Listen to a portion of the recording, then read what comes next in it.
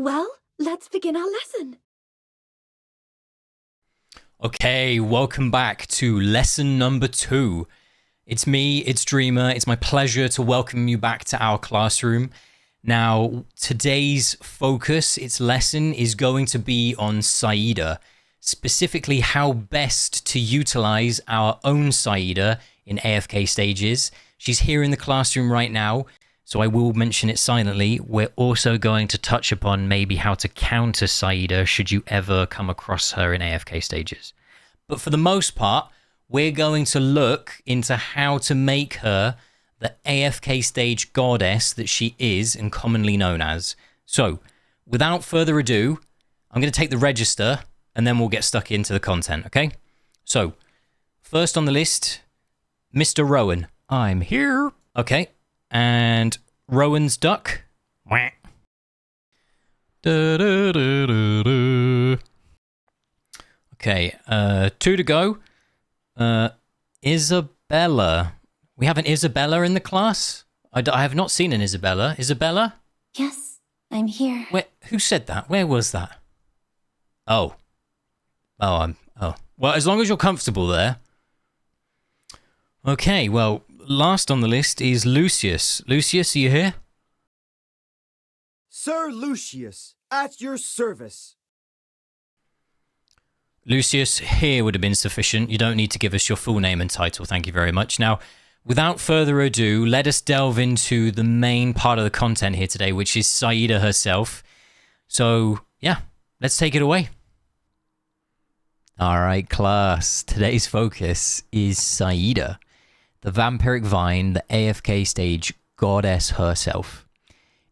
In this video, we'll be touching upon how to utilize Saida better, hopefully to give you an understanding of her abilities, aka her toolkit, but also if you do ever encounter her as an enemy in AFK stages, what you can look out for and how you should go about countering her. First things first, we're going to look into how to maximize our own Saida. To do this, first we need to understand the role that she plays in our team. So, as you can see in the top left, Saida is a Hypergean rogue. She is a damage dealer who is mainly centered around her powerful ultimate in combination with her EX15 weapon bonus. Together, these abilities turn the tide of many fights in your favor once she has reached 3 ultimates. She is one of the 2 reasons that, like I said, as of Season 5, rogue equipment is so potent and so needed for AFK stages.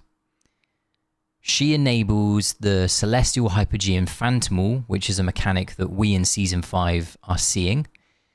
She can wear the Elucia crown extremely well, but we'll come on to what her abilities are and why that is in a second. Okay, without further ado, we're going to delve into her first ability, and that is her ultimate, Seed Siphon. Nourish me. Starting with her ultimate, Seed Siphon, this ability and in general the hero itself is best utilized manually. Now, of course, anything in this game can work automatically, and what that means is where the game plays the hero for you. But in many Apex and AFK stages, we need the flexibility a hero like Saida lends to us in her ultimate Seed Siphon. It's not just about who you're using this ultimate on, it's also about when, but we'll come on to what I'm referring to there in a second. Now, to highlight, her Seed Siphon, her ultimate, in a nutshell, is a teleporting, damage-dealing, energy-draining stun. And all of those things together, I hope, make you go, what on earth? Because that is how, when I first read Seed Siphon, I went. Now, delving a bit deeper, Saida is unaffected while planting her Seed Siphon. She teleports to in front of the enemy that she is using this on, meaning she can get across the entire map by using her ultimate, theoretically. When she lands in front of the enemy and plants the seed into them, she also stuns them.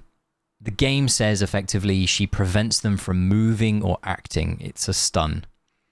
Now, it's worth pointing out that unaffected creatures or enemies aren't affected by this, but they still get the seed, and it counts as a seed towards her 3 needed that will come onto for her EX weapon. Now, a massive benefit of Seed Siphon is the energy drain that occurs with the ability. The energy drain repeats, as well as the damage, every 2.5 seconds by default. Now, effectively, this stun can interrupt ultimates, and we'll come on to how best to utilize that later on.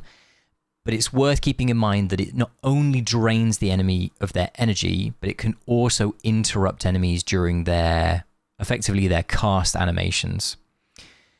Now, all of this said, it's probably best to put it into examples or scenarios. And I've selected a handful. Some of these I will have footage for, some of them I will just talk through. Now, the first example is any type of rogue hero that you encounter. So when I say a rogue hero, I mean Seth, Lenya, Sinbad, Shakir. Those 4 are the main perpetrators, the criminals of AFK stages that can cause issues if they get loose or cast their ultimate. Now, using Shakir as the main example, if you let Shakir use his ultimate, he effectively means that you have to go again. In high deficit, at least. By utilizing Saida to target Shakir, you prevent him from gaining that energy required to get his ultimate off, and you stun him in place. The next example would be Toy Chariot, and it's one that we talked about in the Damien episode of the AFK Stage Tips and Tricks. A neat little plug to the first episode. It can interrupt continuous abilities. Now, Toy Chariot has an ongoing heal that it does. Saida can prevent this and stop it in its tracks. The next scenario are what I call heavy ultimate damage dealers. And this is the category that I have dedicated to Cryonaya, Leica, and Diurnal. These 3 heroes have ultimates that, if cast, effectively mean that you have lost the AFK stage. Saida can control these 3 heroes. She commonly can interrupt Leica very easily in terms of her animation is extremely easy to see and understand. So if and once you've effectively registered what that looks like, you'll always be able to interrupt Leica. Cryonaya and Diurnal, you often just use Saida when possible to deny the energy gain. Now, the seasoned AFK stage pushers out there will be screaming at their screens, "What about Igor? What about Vampirion?" And honestly, these are 2 fantastic examples. Now, Vampirion is potent because I believe his 3rd ability, which is called Enchantment or Enhancement Fang, one of the 2. And it occurs every 3 seconds. Now, what Saida can do is Saida can delay this from occurring by stunning him and knocking him down. And she does that extremely well, because Vampirion is often uncontrollable at the start of a fight without the use of Neru. Now, I will say that there are some changes upcoming to Phantomals that may impact this, but he often is still uncontrollable because he is unaffected, oftenly, at the start of a fight. So you need to have Saida to delay that first spike of damage to allow your team to recover. And Saida just lends herself really well to that. Now, Igor, on the other hand, is somebody that you often need to babysit for the entire stage with Saida. And that's because of 2 things. One is often Igor jumps around the map. Now, Saida can stun him and prevent him from jumping. She also prevents him from ever getting his funeral ring, which is his ultimate, off by draining his energy consistently. There is a nice dimension that goes alongside Igor and Viperion, I personally believe, as frustrating enemies to play against, and that's Scarlita. Now, we'll come on to one of Saida's other abilities later on, but effectively, Saida takes care of Scarlita when she's about to use her ultimate as well. And we all know that Saida's ultimate, if targeted on Scarlita, tends to be an auto win if everything else is looking good. But if Scarlita gets her ultimate off, which is the massive axe crashing down into the map, it often means that the entire team is just dead. So not only can she absorb Scarlita's damage, and like I said, we'll come on to why that is in a bit, but she can interrupt her ultimate very, very easily. Team, I forgot to talk about one other scenario, and that is Alsa. If you ever come up against an Alsa, it's 9 times out of 10 most likely that you will need to use your Saida ult, so your Seed Siphon, on her. She has an extremely powerful roll-in mechanic that tends to one-shot her target. Yes, Saida can tank this, but most often it's better just to Seed Siphon Alsa to stop her from rolling on top of the team. There is a little video in the background of me, I think, showing an example of this, but yeah, one additional scenario I forgot to highlight. Okay, that is Seed Siphon, arguably her most important ability delved into, and I appreciate it was a longer one. The next few will come and feel a little bit quicker and shorter just because they aren't as critical, but they still serve a huge amount of importance in her overall kit. The second ability is called Crimson Claim. Now, this is often overlooked, and it is an incredibly strong ability as part of her overall toolkit. It has a 6-second cooldown, and the nice part of this ability is that it allows her to gain health while dealing damage. Any excess damage that she deals is turned into shield value. Now, it also allows her to utilize any of the seeds that she has planted on the map throughout the match, or throughout the AFK stage, I should say, to deal damage to the enemy that she is targeting at the time. Now, the good part of this ability that is also often overlooked, and you'll be seeing on the screen her little animation that she's been doing over and over, is called a blood spike. Now, this ability forms that blood spike, and that interrupts the enemy. Now, the way that her abilities read and play out, while also dealing damage from those additional seeds, they also form their own blood spike. So effectively, throughout the match, the more seeds that she is putting down, the more damage she is able to put out, and the more blood spikes she is able to produce to interrupt the enemy's actions. So she is incredibly good at snowballing herself. Okay, like I said, quick, short, sweet, simple. The third ability, Revenant Sprout. This, simply put, is Saida's lifesaver. It's extremely useful, it's extremely potent. I could arguably move on from there, but I won't. Now, if during a battle she is defeated, she consumes a Drain Seed. Effectively, the things that she is either inserting into her enemies, or, as we'll come on to later, starting the match with from her allies. She uses one of these Drain Seeds to revive.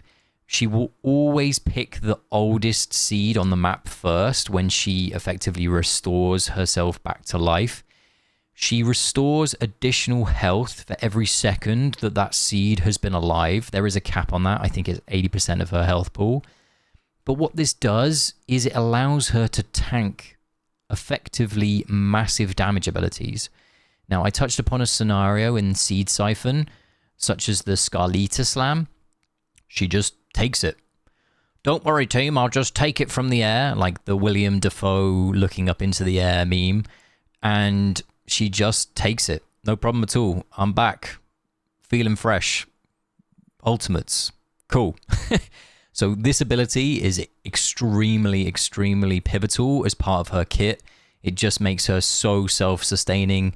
She can take some damage. It doesn't matter. She just comes back stronger. So often you'll see AFK stages where she is used, for example, as like the Lily May interrupt target because she just shrugs it off. Okay. Once again, short, sweet, simple. The next ability is the Hero Focus. just a good, like, overall addition to her kit. It reduces the amount of damage she takes during a battle by 20%. However, it can increase upwards of 40%. She gains an additional 4% for every seed that exists. So once you get to 5, you've unlocked that full 40%.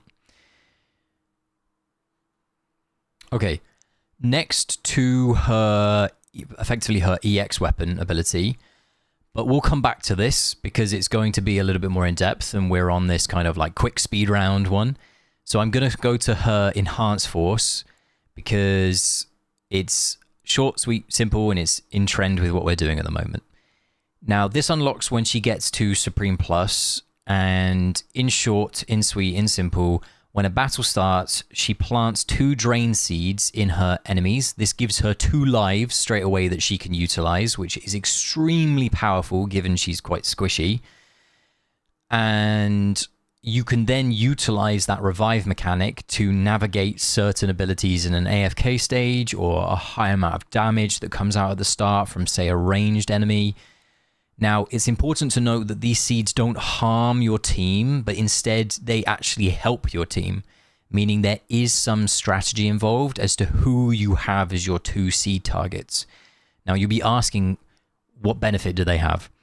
Effectively, it grants them a shield. And that shield absorbs, I believe it's up to 800% of Saida's attack. So once again, playing into the attack value that Saida needs, it often makes everything in her kit insanely strong. Okay, we're now going to go back to the EX weapon. This is what really makes her nuts. Why did I leave her EX weapon till last? It's because I believe that this pushes her over the edge and makes her effectively an insane hero for AFK stage pushing. Now, at its base, her EX weapon doesn't read as something that would be extremely good. It's her plus 15 that pushes it over the edge. Now, for every enemy that is affected or afflicted with a drain seed, they do 35% less damage. Not spectacular, just a nice to have. Now, her plus 5 and her plus 10 are just damage increases. Once again, nothing spectacular, nice to have.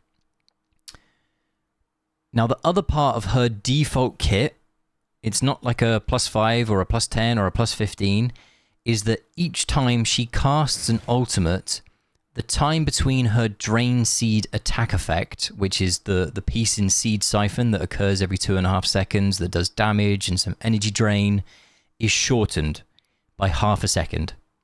So there'll be more damage, more energy drain going out, and this can be reduced by 1.5 seconds. So all the way down to 1 second. Once she ultimates 3 times, which is what causes that maximum reduction to occur, so the 1 second, you will see I personally find it amazing, whisper animation. Once you are out of this animation, you will be greeted with all of your enemies have taken a little bit of damage, but more importantly, they will be trapped in blood spikes, effectively Vampiric Vine. This prevents them from moving or acting, and this ability, an effectively stunned state, will occur for 45 seconds. Now, during this, they take damage every second from Saida while trapped. I believe it's 160% of her attack stat, which once again, it highlights the criticality and importance of attack equipment on Saida, so on rogues. Now, there are some really important notes for this ability. The first one is if you are against enemies like Seth or Lily May, you will know that they become unaffected for a period of time when they use certain abilities. In Seth's case, it's when he is jumping around. In Lily May's case, it's when she's doing her dance where she's dashing across the map. If those are occurring, do not use your third Saida ult. Wait. Another example is if you have a Kulu on your team. If there are enemies that have been picked up by Kulu and they are being bounced around the map, do not use your third Saida ult. Wait until they land. If an enemy is unaffected and you trigger or proc the whisper animation and effectively the EX15 ability, they will not be affected by the 45-second stun. If, however, they are affected by it, but during the 45 seconds, for some reason, an enemy becomes unaffected. A good example is Thorin dies and he resurrects. He becomes unaffected during his resurrect animation. Once they lose the unaffected status, if they were bound at the start of the 45 seconds, they will become re-trapped. So you need to make sure that they are trapped in the first place to get effectively the upside. Okay, so overall, that is all of Saida's abilities, her skills, and knowing what we now know, there are some additional tips and tricks for her. Now, those additional tips and tricks are, she has an 8 seed cap. And you'll be going, why on earth does that matter? It's because her seeds are obstructions on the map. So if you are against something like an Ulmus and you need Faramore to get to Ulmus quickly, let's say before you time out, it can sometimes be wise to not use Saida to produce an additional seed. So say you have 6 on the map and you have space for 2 more, and you go to put a seed onto Ulmus, maybe think about it again. Will your Faramore need that space? Yes, he'll cut through that seed anyway, but that's time spent and valuable attack spent on a seed and not on Ulmus. So that's one. The second one is terrain maps. Now you need to be careful when utilizing Seed Siphon either automatically or manually. Saida often likes to isolate herself behind a wall away from her enemy. Now, we mentioned Seed Siphon teleports her to in front of an enemy. If by doing that, it puts a wall in between them, for some reason she doesn't care. She'll just do it happily. So you need to make sure the targets that you are lining up don't put her behind a wall and isolate her from being in the fight. Because if that occurs, you're likely going to have to go again. The other niche point of this is often used on terrain maps is Kulu. And if Kulu is using her bomb, and you'll be going, you said this earlier during her EX weapon, it's slightly different. Even before that whisper animation, let's say it's Saida's first ultimate and Kulu's first bomb bounce. When Kulu is picking up an enemy, if you have just targeted them with Seed Siphon, sometimes you will go with the enemy. You will land where the enemy lands. So just keep that in mind, because if you don't want to land where the enemy is going, don't do it. So that is that one. Now, I mentioned this at the start, and this is like a nice to have. She is good Alucia crown wearing material. Now, Alucia, as you know, produces a spirit mark on an allied hero. And for every 4 tiles that hero moves, a black hole spawns and it pulls everybody in. And soon in phase 3, it will turn them into cats, which I'm giving a thumbs up. Now, Saida can cause this to happen extremely consistently because she can teleport with her ultimate. So if you have an enemy on the left-hand side of the map and an enemy on the right-hand side of the map, you can move 4 tiles effectively freely. And yes, there's a cooldown on how often this ability can occur from Alucia, but Saida can cause this to happen extremely consistently. It also can happen on death. So for example, Saida can die, and she can cause, through her resurrecting at the back of the map, this ability to occur. So that's good to keep in mind. Now, I mentioned to you that delaying your third ultimate can sometimes be needed. It's really, really just worth hitting home on that point. It's often overlooked just how important that can be. But I also want to kind of put that into the same bracket as it's really important just to sometimes delay her ult anyway. I mentioned this in, once again, tying nicely to our first episode, her ultimate, when paired with the Valara circle, can often do more damage for the 45-second duration. So if you are struggling on timeout, waiting for the full Valara circle can sometimes be a good thing to do. 2 thumbs up. Cool. Next one. If the stage that you are on is chaotic, try pairing her third ultimate just as it lands with like an Iron Stun or a Mahira Charm. There is a fraction of time, and it's 1 second, between her, I believe it's 1 second, between her Whisper animation, her ultimate, and then the proccing of the EX15. And to navigate that, you want to try and save a piece of control in a chaotic AFK stage. So that's that one.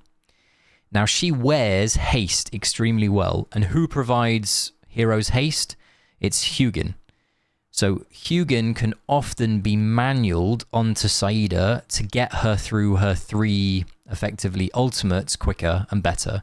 So once again, keep in mind that sometimes you will see examples where Hugin is manualing himself onto Saida for that additional haste and also additional attack. Because like I said, Saida has attack importance in every ability because she's a damage dealer. Okay. This said, there is 2 other tips. One of them is Flame Warden. Now, Flame Wardens are a really annoying enemy, as are statues. But Flame Wardens often have this annoying bounce ability. They'll bounce across the map. Now, if you encounter a Flame Warden, a behavior that you can try, and I would just say results may vary if this was like an ad. Once you get to that third ultimate, she does her Whisper animation. Just stop. Don't cast any more. You can cast 1 or 2 on like the normal enemies that are dying, but once the Flame Warden remains, just stop. Flame Warden often jumps around the map to get to your, effectively your team. So if you want Saida to, well, effectively not cause that jump as much, or you want effectively Saida to be the target of it more often, just try not ultimating. I personally haven't seen success with this, which is why I'm kind of saying it in an apprehensive manner, but I know people that have, and I feel like it's an important thing to raise because it could work for you. Now, the last point I think is probably a very important one, and it's that she is a manual person's dream. If you are someone that enjoys manualing heroes, she is the hero for you. Often, during that 45-second window that you have of her EX15 weapon, there will be 1 or 2 tankier mobs. Either a tank, like a Lucius or a Granny, or just an enemy that tends to have more health than the others. You need to manual Saida onto those enemies, otherwise the damage distribution won't be equal, and sometimes you will time out as a result of that. So, once again, if you don't know how to manual a hero, I will put in the description below a guide on how to effectively set up your account to manual heroes in the best way possible. Cool. Now, some final thoughts, and this is kind of like an overall. Would I recommend that you go and build Saida? If you do, you need to take her to Supreme Plus and plus 15 equipment. So she is a heavy investment hero, but if you do that, she is extremely worth it. Now, if you are someone that enjoys AFK stages, like me, then my answer would be yes. Like, there is no reason not to in the current state of the game. And just to reiterate, that is Phase 2, close to Phase 3 of Season 5. Now, the question to ask yourself, if you are building her for the future, let's say you are going to build her over time, is the argument case. So a yes or a no. The arguments for a yes is that she has everything that you would want for an AFK stage hero. She does an amazing amount of damage through her ultimates and her EX weapon. She has a stun. She has a lifesaver of herself. She's one of 3 Celestial Hypogeans that you need to unlock the Phantomal system. However, on the no side, she doesn't work against unaffected enemies, and they are increasing in terms of population. As we have more heroes enter the fold that also have unaffected as part of their base toolkits, she will be used less. So effectively, this, I don't think it's a redesign in philosophy in terms of AFK stages, but there is a change in philosophy in effectively this mass giving of unaffected that could push her out of the meta. She also isn't good against extremely tanky AFK stages unless you have her extremely built up. Like, Paragon stats can matter, as can equipment.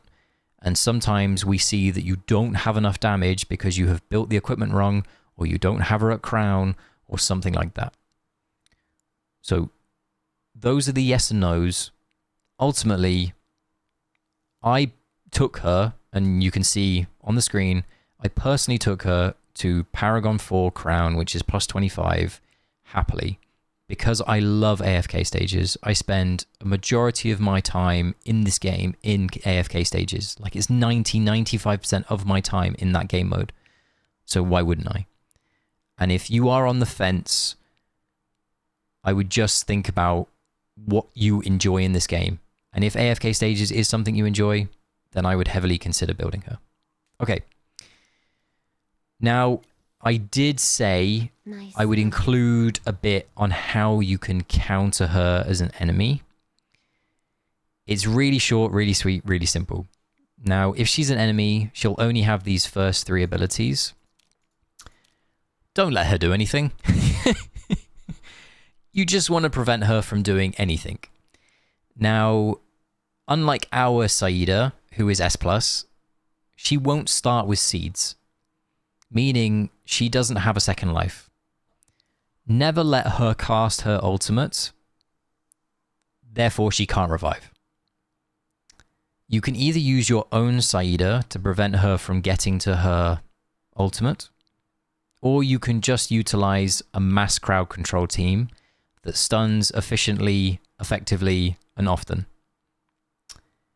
So that said, she is extremely easy to deal with. As soon as she starts to get her ultimate off, however, you will run into problems. Okay. That is the conclusion of this portion. I hope you have understood more about her, and I will summarize in a second. Let's go back to the classroom. Okay, so as promised, just to summarize, Saida is a Hypogean rogue. She is a damage dealer. She is a formidable force.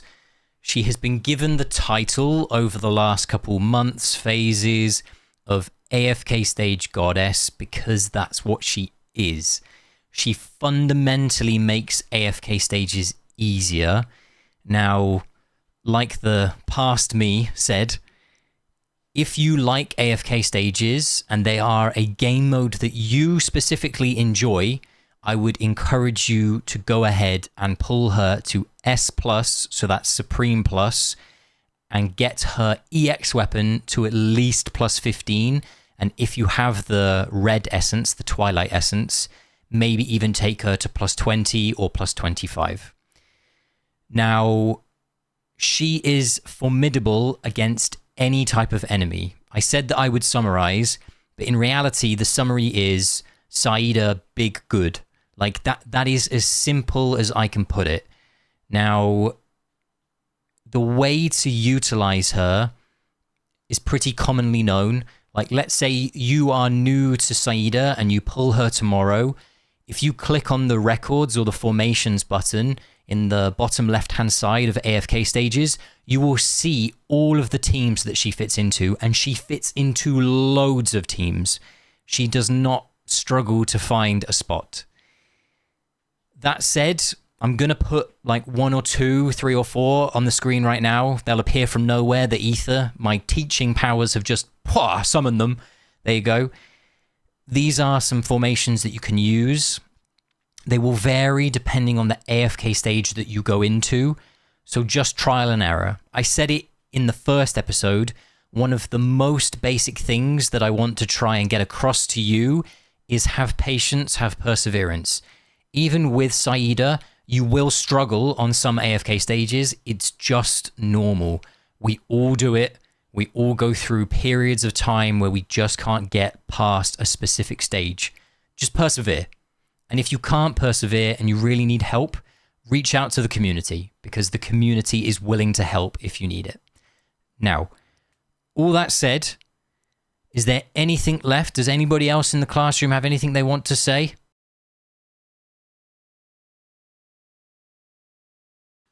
Yes, Saida, is there something you wanted to say? Oh, what's going on? Release me! I'm eager for nourishment. Okay, guys, that is episode 2 done. I had a blast making this. I had a blast making the first one. I want to make a third, so I'm going to come at you with an idea for the third episode. You tell me in the comments if you think it's poo-poo or good, okay? So the idea is a top 10 AFK stage enemy, like, worst offenders list. So, like, in at number 1, statues. And then we have, like, a segment on statues and maybe, like, a few tips on how to combat them. And then, like, in at number 2, Flame Warden. And, like, once again, some tips and tricks, like a top 10. Let me know your thoughts. I think it's a cool idea. So maybe I'm completely missing the mark, and I'm sure you'll let me know. Without further ado, I hope that you have a wonderful rest of your day. Your support has been really, really appreciated. Please continue to comment, like, subscribe. It means the world to me. If you are someone that purchases currency in this game, so let's say you purchase Dragon Crystals, if you ever use Loot Bar, consider using my affiliate link. It will support me, it will support my content, so that's another way of supporting the channel. And yeah, I just wish you the best of the rest of your day. Thank you as always for dedicating some of your time to watching this. It means the world to me. So thank you very much, and take it easy.